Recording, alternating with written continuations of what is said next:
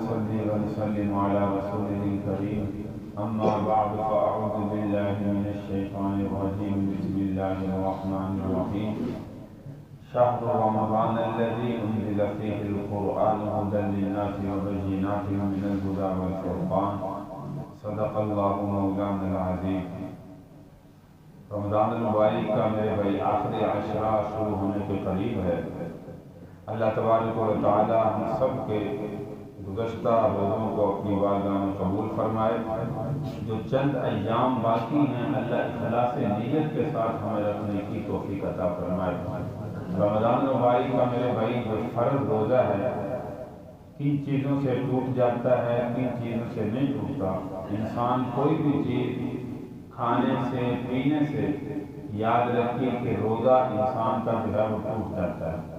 اگر کوئی مثال کے طور پر شرعی عذر آ گیا، انسان نے روزہ رکھا اور کوئی بیماری بڑھ گئی جس کی وجہ سے توڑنا پڑ گیا، تو یہ یاد رکھیے کہ جو روزہ جو ہے وہ شرعی عذر کی وجہ سے ٹوٹا ہے، یہ بعد کے اندر اس ایک روزے کی قضا عید گزرنے کے بعد یعنی رمضان کا مہینہ جب ختم ہو جائے تو بعد کے اندر اس ایک روزے کی قضا کی جائے گی۔ کن چیزوں سے ٹوٹتا ہے، کن چیزوں سے نہیں ٹوٹتا۔ بعض ساتھی مسائل بھی پوچھتے ہیں کہ کسی کو کوئی بیماری لاحق ہوگی، انجیکشن لگوانا پڑ گیا یا اسی طرح ڈرپ کی ضرورت پڑ گئی تو اس سے روزہ ٹوٹتا ہے یا نہیں۔ اسی طرح قید آ جانا اس سے روزہ ٹوٹتا ہے یا نہیں۔ بعض صورتیں ایسی ہیں جن سے ٹوٹ جاتا ہے، بعض صورتیں ایسی ہیں کہ جن سے روزہ نہیں ٹوٹتا۔ اس میں مثال کے طور پر جو ہے وہ سمجھیے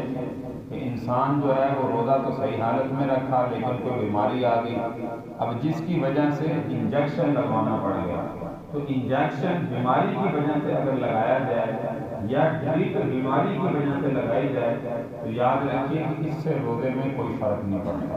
روزہ نہیں ٹوٹتا۔ ہاں اگر کوئی طاقت کا انجیکشن لگواتا ہے تو بیماری نہیں ہے ویسے طاقت کا لگوا رہے ہیں یا ڈرپ لگوا رہے ہیں جیسے عام حالت میں لگواتے ہیں تو اس سے روزہ جو ہے وہ فاسد ہو جاتا ہے۔ لیکن بیماری کی وجہ سے اگر کوئی مسئلہ بن گیا تو اس میں انجیکشن یا ڈرپ یا اسی طرح کسی کو بلڈ دینا ہے تو بلڈ نکالوانا پڑ گیا تو اس سے بھی جو ہے وہ روزہ جو ہے وہ نہیں ٹوٹتا۔ اسی طرح جو ہے وہ بعض ساتھی پوچھتے ہیں سرما لگا لیا تو روزہ ٹوٹتا ہے کہ نہیں۔ اسی طرح جو ہے وہ سر میں تیل لگا لیا، جسم پر تیل لگا لیا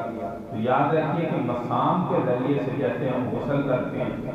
تو یہ جو پانی مسام کے ذریعے سے اندر جاتا ہے اس سے روزہ جو ہے وہ نہیں ٹوٹتا۔ اسی طرح تیل لگانے سے بھی روزہ نہیں ٹوٹے گا، سرما لگانے سے بھی روزہ نہیں ٹوٹے گا۔ ہاں کوئی دوائی ایسی ہے جو کان کے اندر مثال کے طور پر ناک کے اندر جس سے وہ دوائی اندر جانے کا جو ہے وہ خدشہ ہو، ان چیزوں سے جو ہے وہ بچنا چاہیے، ان سے روزہ جو ہے وہ فاسد ہو جاتا ہے۔ باقی ایسی چیزیں تیل لگانا، سرما لگانا، اسی طرح جو ہے وہ ان چیزوں سے روزہ جو ہے وہ فاسد نہیں ہوتا۔ قید کے مسائل جو ہے وہ ہر سال جو ہے وہ مسئلہ پیش آتا ہے۔ قید یاد رکھیے پوری زندگی کے لیے کہ جتنی بھی خود بخود آ جائے، مثال کے طور پہ انسان نے سحری کی ساری کے بعد خود بخود قید آ گئی،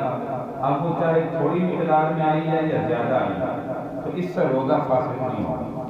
ہاں اگر خود جان بوجھ کر کوئی اپنے حلق میں انگلی ڈال کے جو ہے وہ قید کو نکالتا ہے یا اسی طرح جو ہے وہ کسی چیز کے ذریعے سے تو مجھے قید آ جائے اس سے روزہ جو ہے وہ فاسد ہو جاتا ہے۔ لیکن اپنے آپ آئے، خود بخود آئے، اپنے اختیار سے نہ کرے تو پھر جو ہے وہ روزے میں کوئی فرق نہیں ہوتا، کیونکہ یہ انسان کی طبی چیز ہے، خود بخود آئی ہے تو اس سے روزہ جو ہے وہ فاسد نہیں ہوگا۔ ان چیزوں کا جو ہے وہ اپنے روزے کی حالت میں جو ہے وہ خیال کیا جائے۔ عمداً جان بوجھ کر روزہ جو ہے وہ نہیں توڑنا چاہیے۔ اگر شرعی عذر کی وجہ سے ٹوٹ گیا تو وہ آپ کا سامنے ذکر کیا کہ بعد کے اندر اس ایک روزے کی جو ہے وہ قضا کرے۔ اسی طرح جو ہے وہ اعتکاف انسان جو ہے وہ شرعی عذر پیش آ گیا، مثال کے طور پر عورت بیٹھی تھی، حیض کے ایام آ گئی، اب یہ شرعی عذر ہے۔ اسی طرح انسان مسجد میں مرد بیٹھا تھا، کوئی بیماری بڑھ گئی جس کی وجہ سے اعتکاف توڑنا پڑ گیا، ڈاکٹر کے پاس لے جانا پڑ گیا یا گھر میں جانا پڑ گیا تو اب اس صورت میں یاد رکھیے کہ یہ شرعی عذر ہے اور شرعی عذر میں انسان گنہ گار نہیں ہوتا لیکن اس کی قضا جو ہے وہ لازم ہوتی ہے۔ یعنی جو اعتکاف ٹوٹا ہے اس کی قضا کیا ہے؟ قضا اس کی یہ ہے کہ وہ انسان ایک دن ایک رات اسی طرح اعتکاف کی نیت سے دوبارہ مسجد میں بیٹھے، وہ چاہے وہ رمضان کے اندر ہی بیٹھتے جو ایام باقی ہیں، یا عید گزرنے کے بعد روزے کی حالت میں، یعنی غروب آفتاب کے وقت جو ہے وہ مسجد میں آئے اور جو ہے وہ صبح سحری کرے، صبح دوسرے دن فرمایا غروب آفتاب کا وقت جو ہے وہ گھر چلا جائے۔ عورتوں کے لیے سب سے افضل جگہ ان کے گھر کا جو ہے وہ کون ہے، وہ گھر کے اندر اپنی اعتکاف کی اس طرح نیت کر کے جو ہے وہ بیٹھے۔ اگر وہ اس طرح شریع ادھر آ گیا وہ بات کے اندر اس کے لیے ایک دن کی قضا کرے، یہ اعتکاف ٹوٹنے کا کفارہ سمجھے۔ اعتکاف کی اقسام، اعتکاف کی فضیلت وہ گزشتہ آپ کے سامنے جو ہے وہ ذکر کر دی گئی، اور اگر اعتکاف ٹوٹ جائے اس صورت میں کیا کرنا ہے، تو میں نے کہا کہ شرعی عذر کی وجہ سے ٹوٹا تو انسان گنہگار نہیں، لیکن قضا اس کی لازم ہے، اور اگر شرعی عذر کی وجہ سے نہیں بلکہ جان بوجھ کر توڑا تو اس میں یہ بندہ گنہگار بھی ہوگا اور قضا تو ہر حال کے اندر اس کی جو ہے وہ لازم ہے۔ اللہ تبارک و تعالیٰ سے دعا ہے اللہ تبارک و تعالیٰ ہمیں اخلاص نیت کے ساتھ جو چند دن باقی ہیں ان کو جو ہے وہ رکھنے کی توفیق عطا فرمائے۔ اللہ تبارک و تعالیٰ ہم سب کو زیادہ سے زیادہ